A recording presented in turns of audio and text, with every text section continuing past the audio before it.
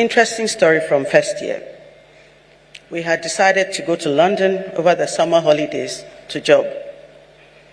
My first challenge, of course, was getting a visa. I went for the visa interview, and the official interviewing me asked me what I was going to do in London for 3 months. I told him I was going to see the sights. And he said, you're a law student? I said, yes. He said, okay. Can I advise you? I said, sure. He said, before you become a lawyer, make sure you become a better liar. I said, thank you. I got my visa, and with my roommates, we went off to London to job. Then the university reopened, and we were late. I managed to get into Ghana before my 2 roommates, and I managed to get myself registered for second year. My 2 roommates came back, and they were told by the dean that they had been deferred for 1 year.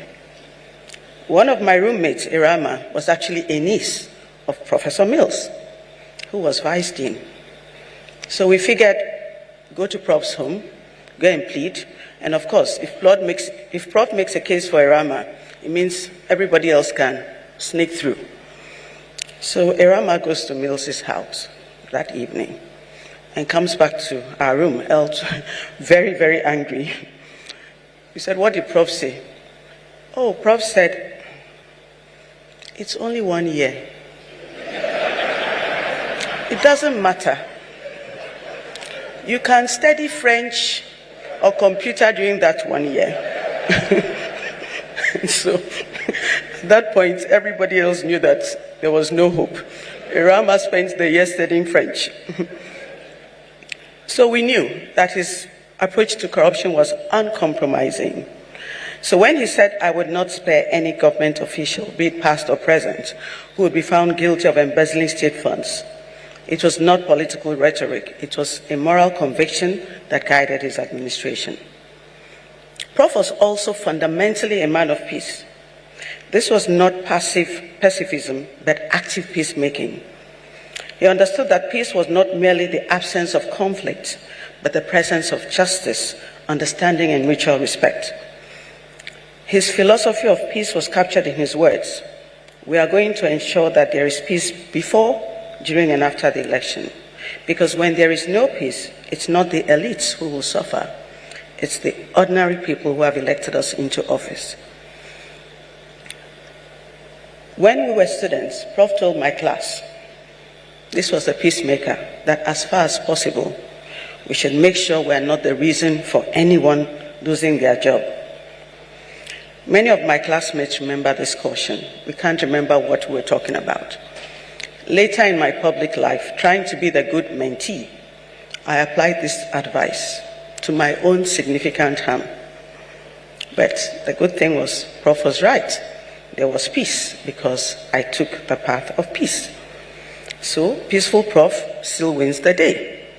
But there's also another story one of the students told me that showed me that although it was good that Prof was peaceful, Prof would have been a very poor litigation lawyer. So, Commonwealth boys went on a protest and misbehaved very badly. In their words, they disciplined a particular student. So the head of their JCR was in trouble. And the student who had been disciplined was a relative of Prof Mills and went to hire Prof as his lawyer.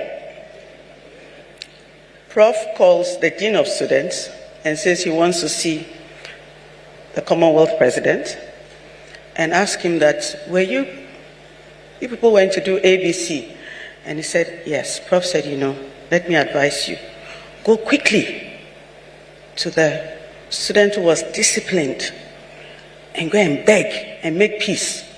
Because I know it was a prank that went too far, but if it goes to court, you guys can be in a lot of trouble. The guy quickly sneaked there. He didn't even tell Prof that he was also the chief choir master.